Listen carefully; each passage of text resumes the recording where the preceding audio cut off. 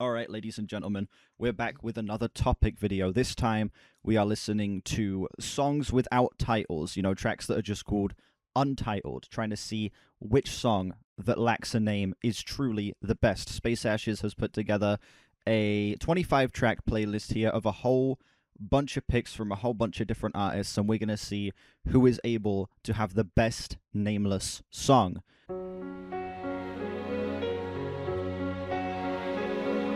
Simple plan, still not getting any. I open my eyes, I try to see, but I'm blinded, and I can't stand the pain. They did this song for a drunk driving prevention. How could this happen? Oh, it's this! Oh, Jesus Christ.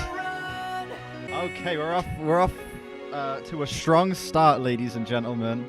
I did not know this was a Simple Plan song, I gotta be honest. I didn't know, obviously, what band made this, but of course I've heard this shit. I cannot believe that this is A, on this playlist, and B, it's a Simple Plan song. That's so fucking funny. My face when you order a 4-piece chicken nugget and there's only 3 pieces in the bag. Exactly.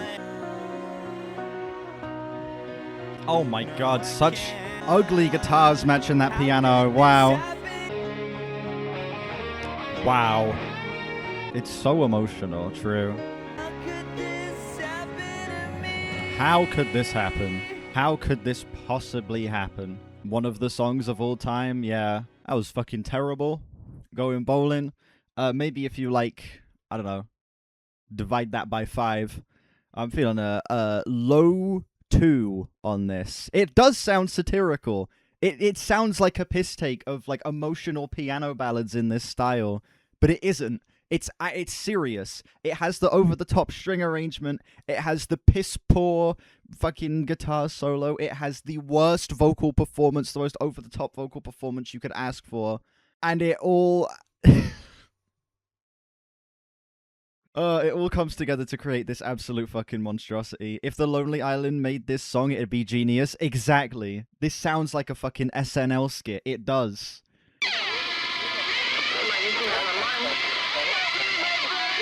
Up next we have Emmure. The album is Eternal Enemies. I don't know what this is.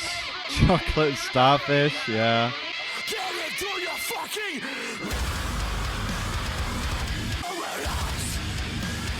Sounds very 2013. That was about as interesting as a box of nails. I'm feeling like a high 4 to a low 5 on that. That was a minute and perfect songs for punching holes in walls. Exactly. It was just loud metal bullshit for the sake of loud metal bullshit. It's like, your friends are fucking dead. They fucking deserve it. Big, loud chugging guitars and double bass and fucking super compressed ass mix. I have absolutely zilch to say about that song. That was boring and generic as it gets for this style of metal. Yeah, feeling like a high 4 to a low 5.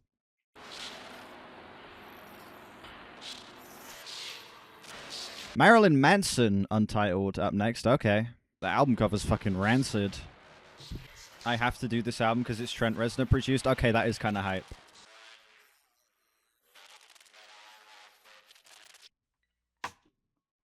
Wow, what a transition into the D'Angelo track. That would get me enticed into the album, I suppose. I mean, for a Marilyn Manson album, for something that's going to be a little bit gross and horrific, I suppose that gets the tone across. I don't really know how to judge that without the context of whatever follows it. It feels like, on the End playlist, how I was trying to judge The End by My Chemical Romance without listening to Dead. It feels like it's going to be a little bit of a difficult track to just judge in a vacuum because it's very much just an introductory piece that's meant to lead you into the first proper track of the album. As is, it's like a high 6 to like a low 7, probably a low 7. Great spooky atmosphere. It's got some interesting production. The reverse vocals are pretty fucking creepy, but I would need to hear whatever comes next to be able to properly judge that on its own. Yeah, decent little piece. Has me interested to eventually hear whatever comes after it.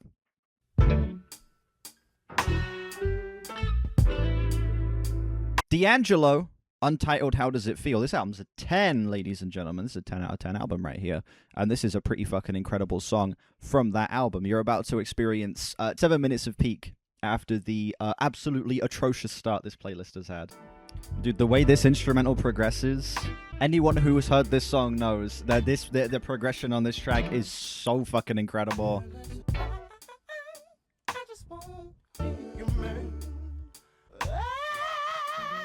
Oh, the vocal runs. Oh my god. It's so fucking just slick. So much fucking attitude and emotion and sincerity in this vocal performance. Fucking hell.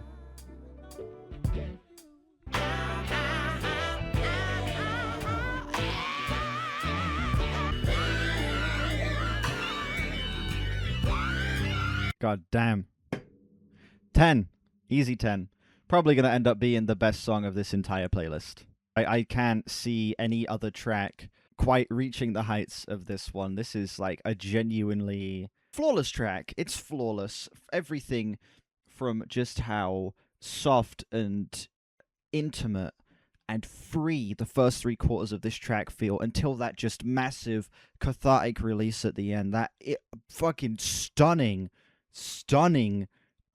build on this track as well. The way this instrumental progresses and these little tiny bits and pieces kind of add to the color and the texture of this track, be it the inclusion of little bits of piano here and there, little bits of horns here and there, the way it kind of has this jazzy freeform feel with the smooth jazz in particular, with like the stabs and just how loose the entire well, I'm guessing it's a bunch of different people playing the instruments on this. The entire band here feels, but how locked in and great they are dynamically and how well they play off of one another. Beautiful, beautiful track.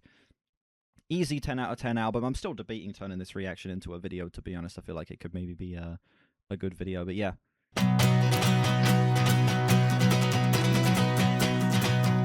Against Me up next, Untitled bonus track. And the traffic lights direct empty roads. I can feel everything coming in my chest, my heart's already pounding. And the rest can burn in hell. 4-year-old girl found dead in a dumpster, shot by her mother. I see what this song's going for, and I think it's succeeding in parts and failing in others. I think there are elements of this track that are working quite well, but this vocal performance is just so fucking over the top, man.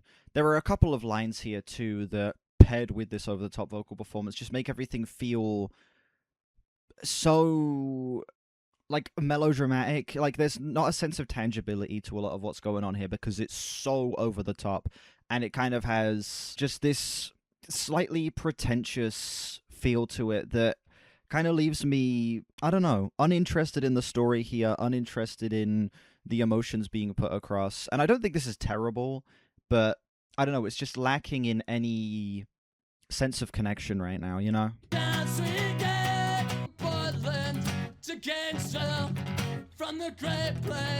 It's also a little too long, yeah. This is like a 2-minute track at most, and it's added 1 minute and 30 onto that. But the song isn't terrible. I see what it's going for.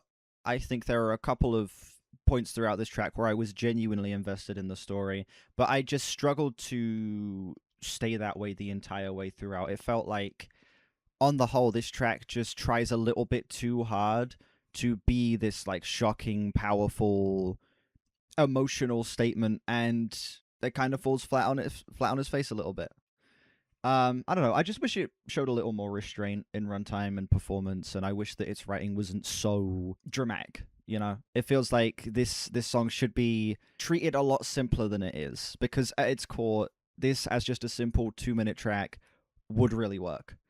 Feeling like a 5 on this, like a low, like flat to low 5. To stop Louis Farrakhan, they were trying to touch on. Up next we have a Nas track. Okay, that's exciting. They did, and a man that rose through the ranks through discipline. No revolutionary gets old, or so I'm told. You're left full of bullet holes when you tell the people go free. Another bullet passed by, missed me, wondering who plotting to get me. Alphabet boys still plotting against me. The question the system, be the resistance. No matter what color you are, everybody niggas. It's just a matter of days before they try to take me. I feel like it's not his strongest in terms of writing or performance, but all in all, it is solid as hell. It's like a low 8 for me, I think. Interesting production on that beat. I think his presence on that track kind of has a sense of desperation and a sense of urgency that makes the track feel a lot more emotionally potent and easy to find an into and connect to. I wish the song was a little longer, in all honesty. That track was, what, like 2 minutes, 2.5 minutes? Yeah, it's under 3 minutes. I feel like that could have done with another minute, maybe an extra verse and chorus, just to really let the power of that track and the emotion seep in properly. But as is, I think the 2 minutes of that song that we got, or the just under 3 minutes of that song that we got, were genuinely very strong. Good shit.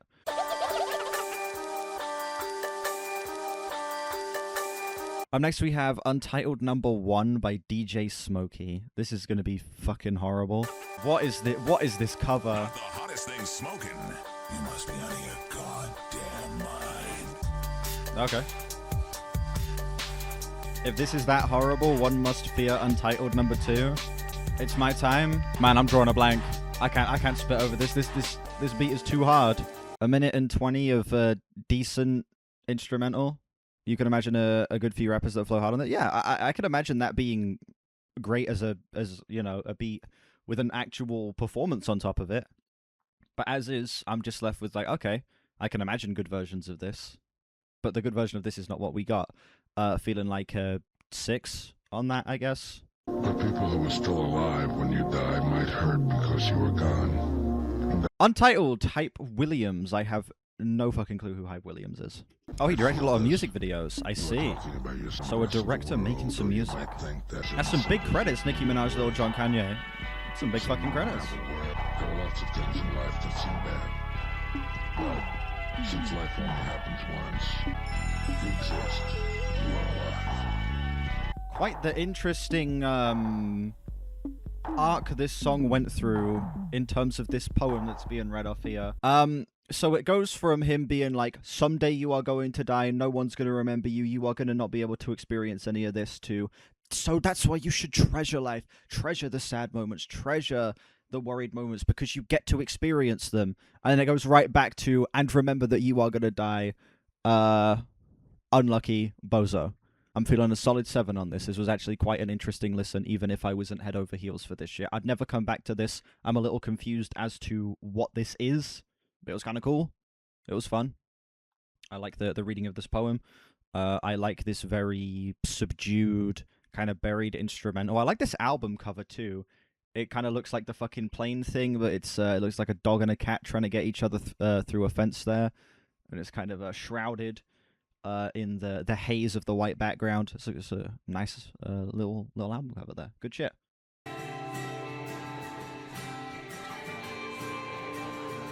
Dance, Gavin, dance. Jesus fucking Christ. I'm liking the dinosaurs on the cover there. That's an Apatosaurus perusing the streets. Seems like two long-necked sauropods roaming the streets there. I'm going to assume Apatosaurus. What, is this it? Oh, okay. I thought it was going to be a full track. Okay, that's definitely meant to be like a lead into something else. That would have me intrigued to listen to whatever the fuck comes next. Absolutely. The way that built was pretty interesting. Half this playlist is interludes. I mean, there's been a couple. There's actually been a decent amount of like full songs though. No vocals made it better. Yeah. I don't know. Listen, there are 2 things that would make me interested to hear what's next. 1, this is a delightful album cover. I don't know, you've got like a weird, what looks like a fucking gumball machine up in the sky. 2, undetermined long-necked sauropods roaming the streets here. And, you know, the inner dinosaur nerd in me, you know, likes seeing dinosaurs on an album cover. And also, just the build of this is actually quite interesting, okay? It's hard to find non-interludes called Untitled. Exactly. That's the one place where you kind of shoot yourself in the foot with something like this, is the vast majority of them are hidden tracks and interludes. So it's good that we've gotten as many, like, full-length tracks as we have, as it is, to be honest. Yeah, I don't know. No score for this. I would be fascinated to see where this goes, but unlike the Marilyn Manson track, I didn't really get enough out of this because it's only 48 seconds for me to say I can really score this. But would it have me interested to see what comes next? Absolutely.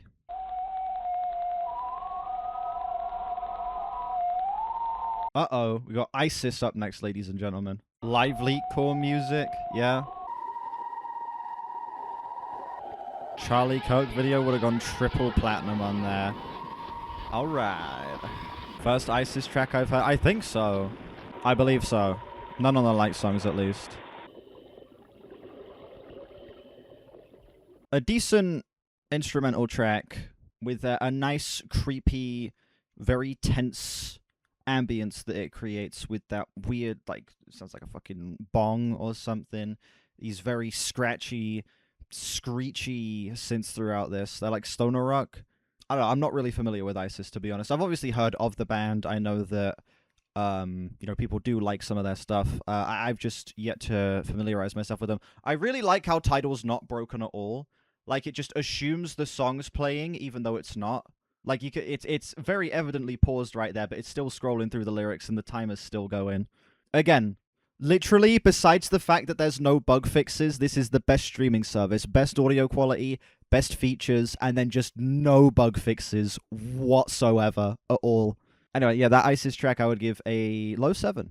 Decent atmosphere, very unpleasant sounds, but I feel like that's kind of the goal, you know, is to make it feel as creepy and as unsettling and as difficult to listen to as possible.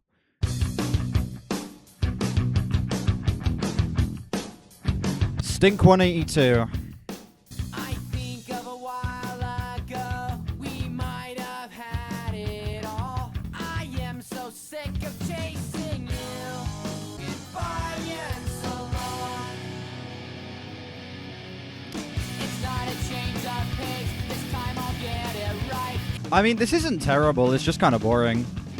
It's just like less good version of what they'd go on to do way better on, you know, like Enema of the State, self-titled, and Take Off Your Pants and Jacket. Angelic backing vocals. It's not over yet. The doctor says it's not infectious, it'll be gone in a week. What the fuck was that skit at the end, man? What was that? I know Blink-182 will do like stupid little spoken word skits at the end of their songs, but that was so... That was just kind of a boring Blink-182 track. You know, they'd go on to do this type of like super over-the-top pop punk just with better production, better performances, better writing, better everything on, you know, like Enema of the State, Take Off Your Pants and Jacket, and the self-titled, which, you know, was just a pretty good 3-album run. Again, I say this all the time, but Blink-182... not my cup of tea in the slightest, and then they have like a really solid 3-album run with those 3 albums. Feeling like a flat 5 on that. Not bad necessarily, just a little boring.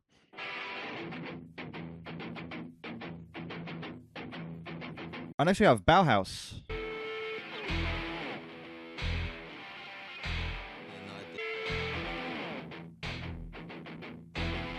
Actual penis music. Wow. This went nowhere. Yeah, that was a minute and a half of just a simple repeating guitar idea with a little bit of semi-interesting riffing on top of that. I'd give it a high 5, I think.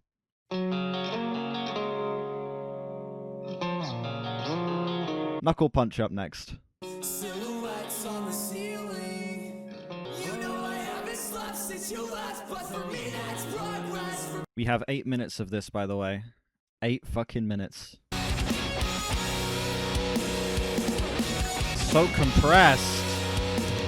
My guard up to the clouds. Hasn't it your name of the year? I mean, it's not the worst thing on the planet. It's just a little too compressed for me. Like, listen to how clicky these fucking drums are, dude. You're getting nothing but attack, yet hardly any resonance. These guitars just feel like they are just like as dense as possible. The vocals, man, you're not getting any of the life or like the actual breath or groundedness that you should be getting out of these vocals. They feel so fucking manufactured. I listen, mixes like this can work.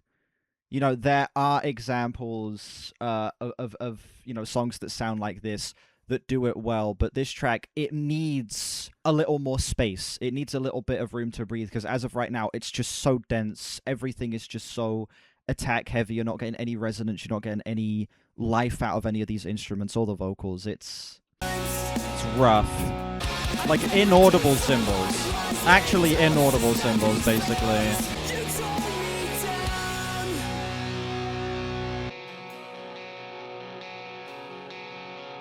Sounds like an instrumental slowdown on a fucking Blink-182 song. Like if it was actually like the part itself was slowed down. Like speed this riff up, keep the ride cymbals, and then add in like a fucking snare roll to build up into an explosion. You got yourself a fucking Blink-182 song right here.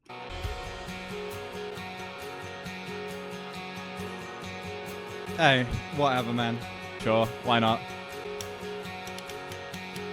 Why are these fucking rim taps louder than anything else in the song? Why are the rim taps the loud... Oh my god, this mix is pissing me off. This is supposed to be like a background textural element, and it's the loudest thing in the mix. It's gonna go into an explosion. Give it like 16 more bars and we'll be in an explosive section. Maybe not, damn, I just got that completely wrong. We're not getting an explosive section. Fair enough. They didn't go the predictable route. They let this clean bit play out. The winner of the songs that didn't warrant their length goes to... If this had a better mix, I think I would be fine with the length. And you know what? I think that this track actually does create some quite nice synergy in its instrumental towards the end there. The way... I don't know. The way everything was built up and was stacking on top of each other, and just how nice of a textural balance there was between the acoustics, the electric guitar, the clicky rim taps, just how nice those angelic backing vocals actually got by the end. I think that this song ends quite strong. Everything else sounds like shit, though. This mix is horrible. Absolutely horrible. Unforgivably terrible mixing job on this. Genuinely, like, offensively bad. I cannot believe how awful this sounds. Just on a production front. Terrible. Everything is compressed and as loud as possible to make everything more impactful, when all you get is inaudible cymbals, guitars that make me feel like my head's gonna pop, and vocals that lose all life out of their performance. I think that the pacing of this track is absolutely miserable. While I do appreciate the extended instrumental and the fact that it does create some nice synergy, 8 minutes is, what's the phrase? Oh, taking the piss, I believe is the phrase. Yeah, 8 minutes. Ridiculous runtime for this song. Genuinely pretentious-ass runtime. Self-indulgent bullshit right there. I'm feeling a high 4, solid to high 4 on this, because it did have nice moments, but it's just another overly compressed pop-punk, post-hardcore, emo bullshit song that could have been good, but they decided to, in the mixing booth, be like, okay, let's make everything as loud as possible, because that'll make the song good, right? I couldn't wait to leave that town. It Next we have Eden. broke my heart. Right, is this guy American or Northern? Because at the beginning, that fucking hell sounded like kind of Geordie. Irish? I know, it was only one sentence. Fantano gave this album a 4. I can see why. This is such a shit standard acoustic ballad that is as radio friendly as it gets. This is the most, like, 40, 50-year-old mum thinks this is the most emotional and real thing ever type song. Like, man, this kid is speaking the truth. That's what this song is. It's a thin veil of bullshit. Sorry, a thin veil covering bullshit in the form of a song. The emotion on display, about as paper thin as it gets. These lyrics, colorless and dry. This vocal performance... Yeah, I have no interest in anything on display here.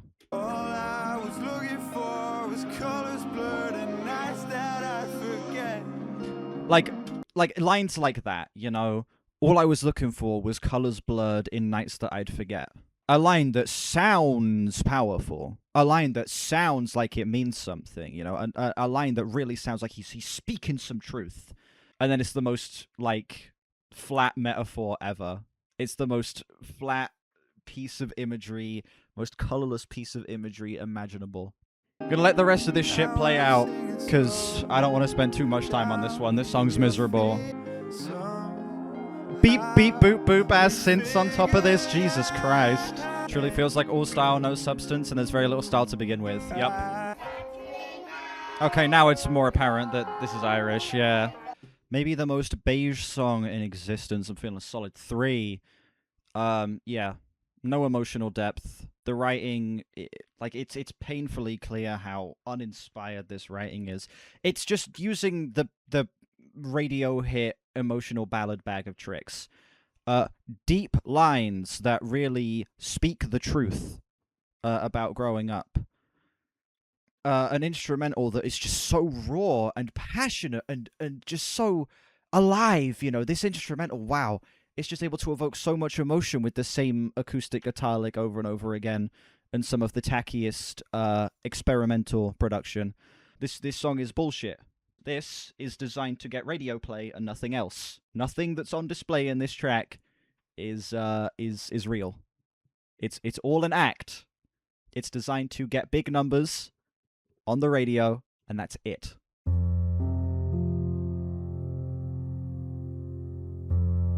Nelly Furtado. See, now imagine if there was someone stood to her left with a 6 on their back. I'm just saying. That would be revolutionary. I know. Artists seem to love naming their slow acoustic songs Untitled.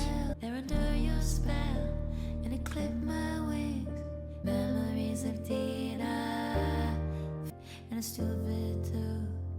That's it? That's it? This is your emotional ballad. This is what you're able to cough up for your emotional ballad. What's with all of the substanceless ballads that are titled Untitled? I guess it matches the Untitled name and the black and white ass album cover. Because, yeah, the song's not, it doesn't feel like it's about anything. And there's, you know, about as much substance as this black and white picture here. 7, divide that by 2 and you get your score. I'm feeling a solid 4. Wait, hold on. 7 divided... God damn it, 7 divided by 2 is not 4. I'm such... It's 3. It's a solid 3 would be half that score. Bro, I'm so stupid. I'm actually so stupid. Minus infinite aura. Yeah, I know. I tried to make a clever joke and then I completely did not do the maths in my head right. It's fine. It can be left on the cutting room floor in post, right? Right?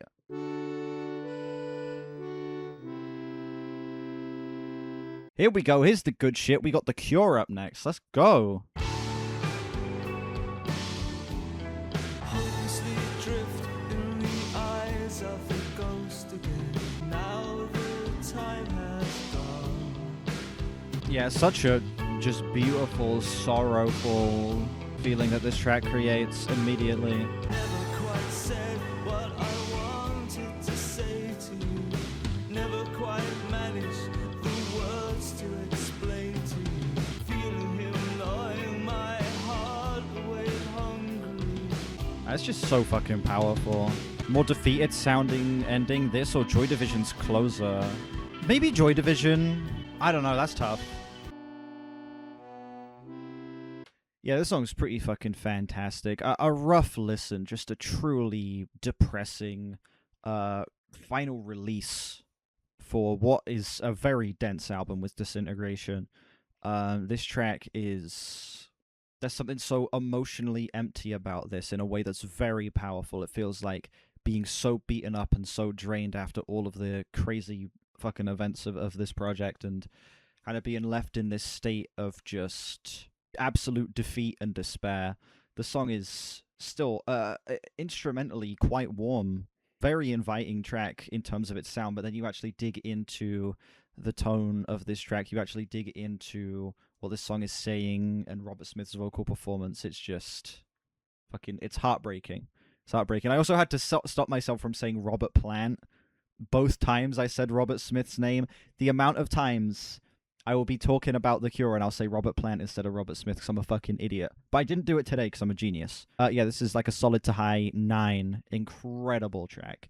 Incredible. The only one to really come close to the D'Angelo song so far. This one's an absolute fucking masterpiece. Incredible shit.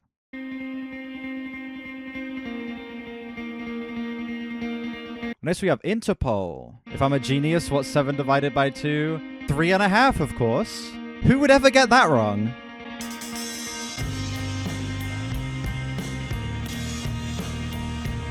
And the post-punk and post-rock on this album is great. Some of the strongest production of like an early 2000s album as well.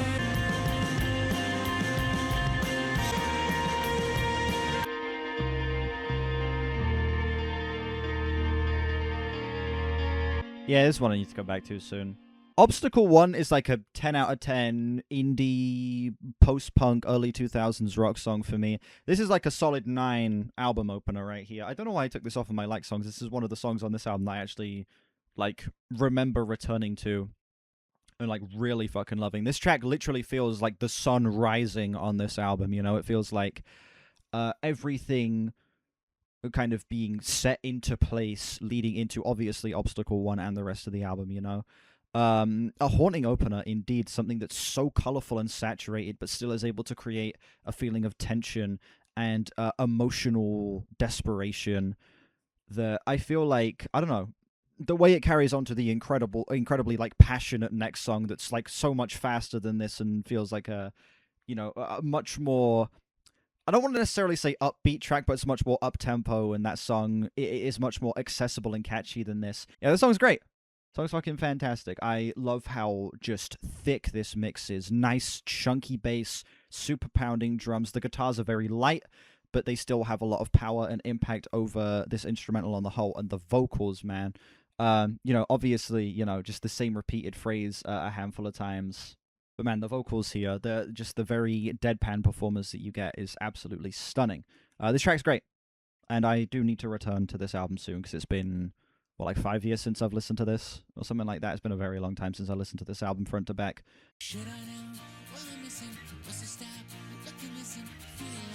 And next we have Smashing Pumpkins.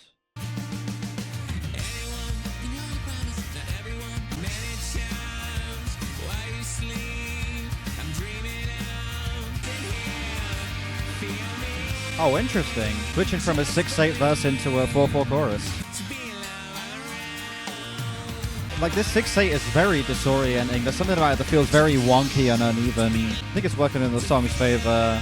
I'm not in love with the sound of this, but I just think the rhythmic elements of this track are fascinating enough to keep me engaged.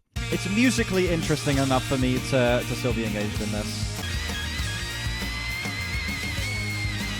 Funnily enough, that melody actually reminds me a bit of the Interpol track.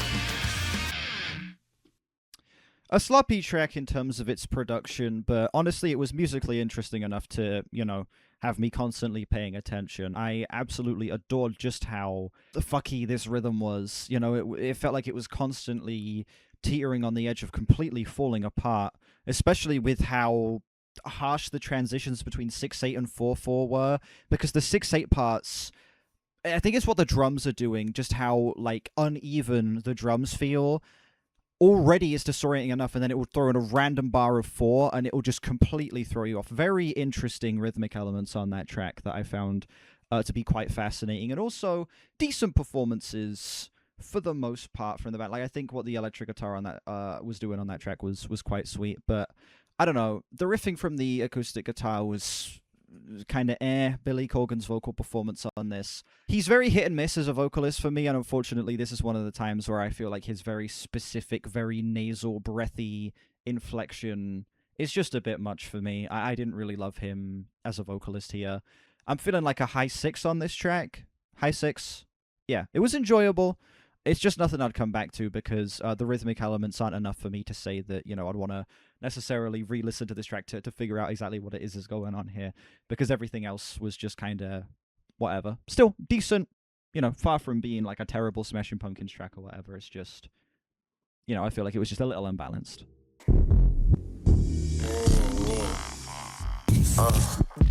JPEGMAFIA up next. Interesting. Everyone gleases the fuck out of this album. I've still not listened to it.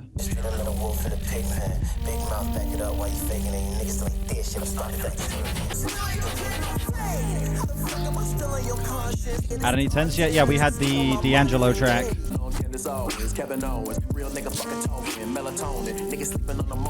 I love that it's like the most understated, low-key instrumental with the most aggressive production possible. Yeah, what the fuck? Wow.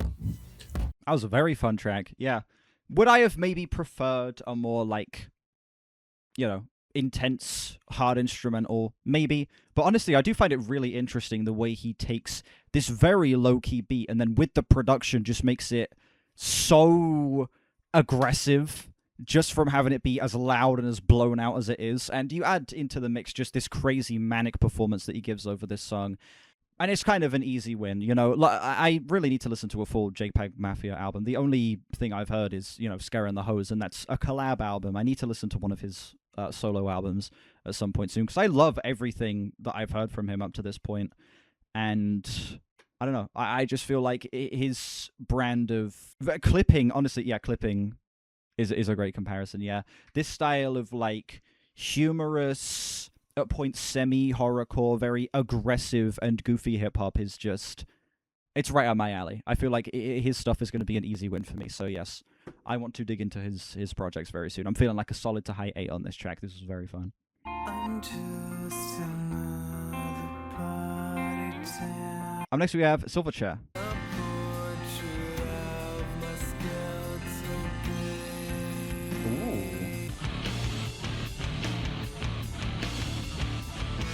This band started making music when they were 11. Some decent hits to start out too, like Tomorrow, which I find to be rather excellent. That's kind of crazy. When did this come out? This came out in 2000. How old were they around this point?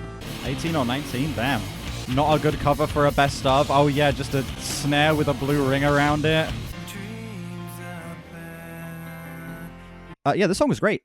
I'm not too familiar with Silverchair. I can't lie. Yeah, I've not heard too much of their stuff, but this was a solid, like, I guess, little extra added introductory piece for them. I've heard a handful of their songs. This was a good piece to convince me to get into them. A nice kind of washy 90s alt-rock sounding track.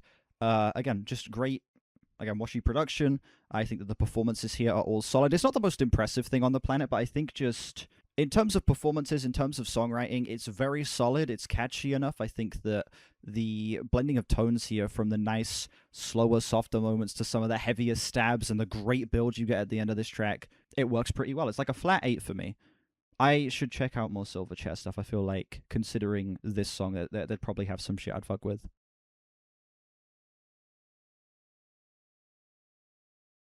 Banger incoming. Mango plus mustard equals 6-7. Yeah. Have I heard Unmastered in 4? I haven't. I have not heard Untitled Unmastered in 4.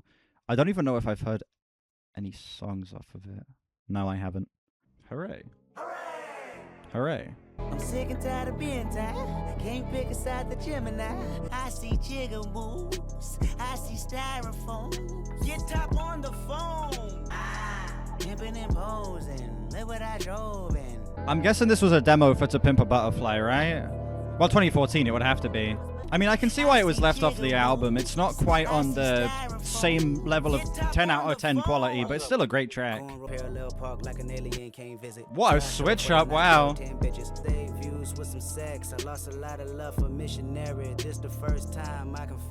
Fantano gave this a higher score than Damn. I mean, Damn is his least favorite Kendrick project in general, so it's not surprising.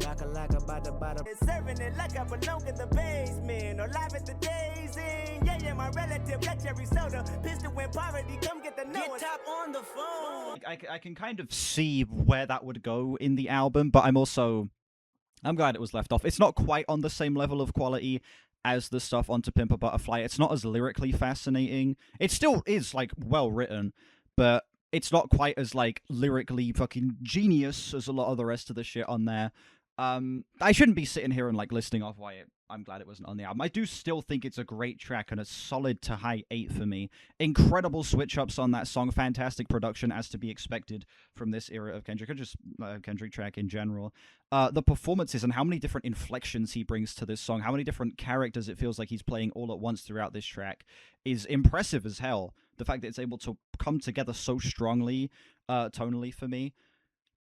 It's a great song. Understandable why it didn't make it on the album. It's not quite as good as everything else, but still, when, you know, if it was included on the album, it would be the weakest track, and it's still a high 8 for me. It's just telling of how great that album was and how incredible how incredibly creative the sessions for that must have been. Even the leftovers are still fucking amazing, you know? Nah, man. Not quite finished yet. Alright, we're going from Kendrick to Eminem. I feel like this is going to be quite the step down in terms of untitled hip-hop tracks here.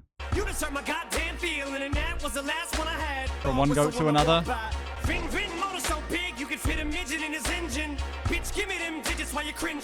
Any, mini, money, mo, catch an Eskimo by his toe while he's trying to roll a snowball. But don't make him lose his cool. Lady, put your money on shady. Fuck that other weak shit. Put your eggs in the See what people think of this song online, because I'm fucking hating this so far. Wow, this is rough. This is rough as fuck. It has a 62. This is dog shit. Wow. I guess, you know, once you get past those first Eminem albums, I shouldn't really expect anything good, to be fair, but fucking hell. Wow, this is bad. Get my dick, Google it till it pops up. Y'all some GIF my dick, Google it till it pops up. Jesus Christ. Every flow got it mastered, so every last word that you fucking bags heard comes straight from the bitch's ass. Yeah, you can look, you can stare, point, but you can't touch. I'm too cool. I don't get it, man. What was that? This song is absolute fucking ass. This song is absolute fucking ass.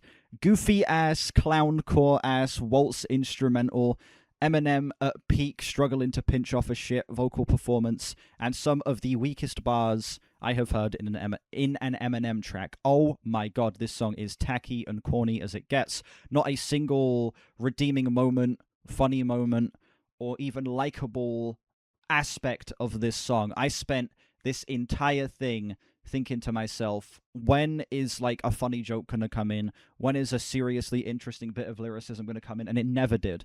It was 3 minutes of Eminem misery. Low 3, unfortunately. Absolute ass.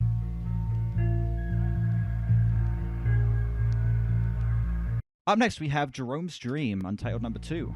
Their first Untitled track was so good they made a sequel.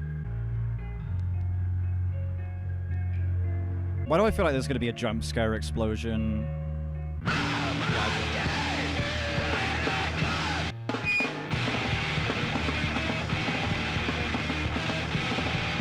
Early Swans, basically? Not quite. This is more screamo than industrial. That was fucking terrible. Wow, I absolutely hated that switch up. Shock factor for the sake of shock factor, the song. Holy shit. You had such a nice, creepy, spooky atmosphere that you built up, and then it was just like, hey, this is shocking, right? Very acquired taste. You know a lot of people who love this band to death, but it's not your thing. I absolutely fucking hate this. I think it built up such a nice atmosphere in the first 2/3, and then it just stripped that away immediately with that switch up, man. I fucking hated that so much. I give this song like a high 3 to a low 4. Ruined. Absolutely ruined.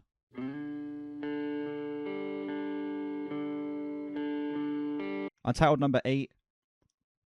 Perplagid? I'm probably saying that wrong.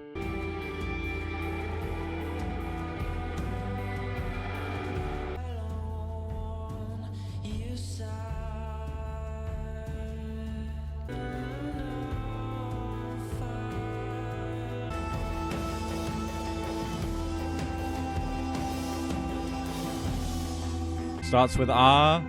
Yeah, Red Hot Chili Peppers. That's... hit the nail on the head.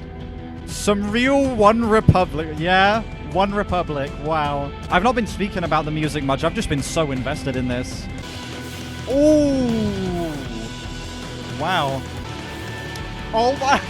I read that as...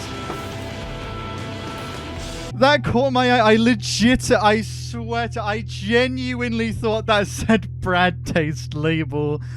Oh, that would be absolute gold if it said that. Oh my god. I misread Quaker. I misread that as clavicular, and then I misread Bad Taste as Brad Taste. I'm so cooked. I'm actually so cooked. This song was pretty fantastic, though. Yeah, an excellent dive into atmospheric post-rock. I can't speak. It brings the heaviness. It brings the sprawling, sporadic chaos of a lot of the best post-rock music, but in a way that's very, again, atmospheric at points, semi, ambient sounding, very focused on building a very strong structure and world with this track to lower the listener in as it kind of rips that apart as it moves into this very explosive back half. Incredible build to such a great payoff, and these almost 12 minutes fly by. This didn't feel like a 12-minute track at all. I was sat there at the start being like, man, I don't know if I'm going to play this whole thing. It's a very long song, and I've already been recording for 2 hours. Flew by. Incredibly paced. I don't think it's absolutely perfect. Like, the very opening moments of the track didn't do the best at, like, fully immersing me. I feel like the song took a little bit to fully get going, but once it did, I was just strapped in. Low 9 on this. Yo, I got 12 things to say, 12 ways of saying it. But ladies and gentlemen, we're ending with R. Kelly. What is this album cover? Chat, what does 12 play mean?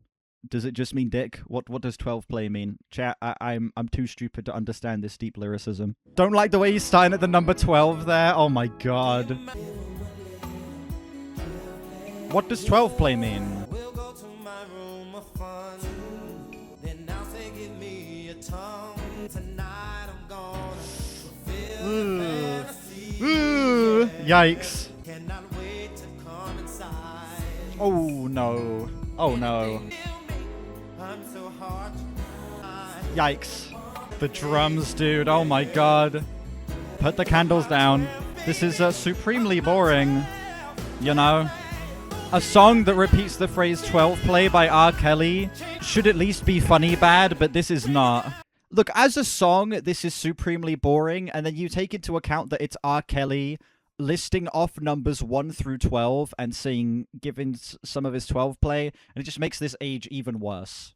You know? I can't believe this song exists. Like, you can't make this shit up. It's too, like, the joke sets itself up. 12 play, and it's fucking R. Kelly. The joke sets itself up. I don't even know what I'd score this. As a song, it's like a 4. Take into account the fact that it's R. Kelly and it's aged the way it has. It moves itself down to like a 2 or a 3.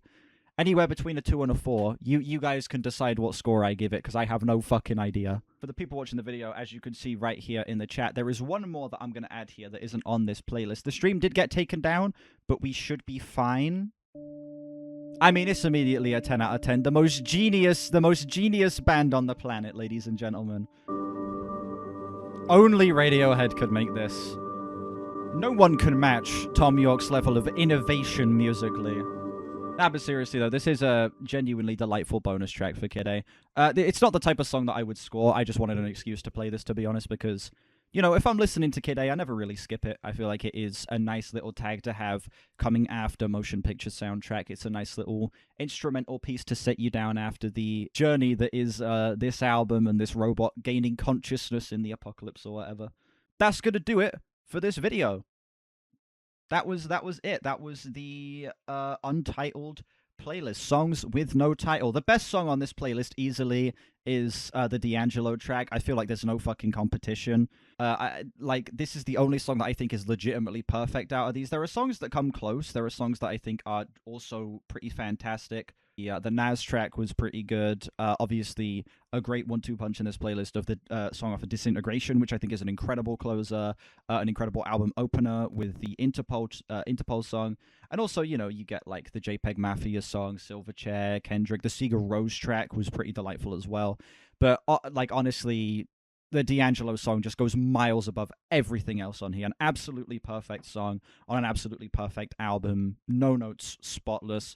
Beautiful track. If I had to pick a worst song on this thing, I don't know, there's a handful of like worst contenders. This wasn't the best playlist in terms of having many great tracks. A lot of this was like mid to bad, but the good songs, the good tracks were really, really fucking great. Okay, out for every you know, Simple Plan, at least we had, you know, a D'Angelo track.